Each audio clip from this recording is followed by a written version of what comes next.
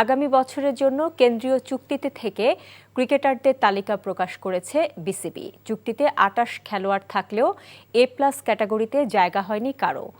৮ লাখ টাকা বেতনে এ ক্যাটাগরিতে আছেন নাজমুল হোসেন শান্ত, মেহেদী হাসান মিরাজ, লিটন দাস ও তাসকিন আহমেদ।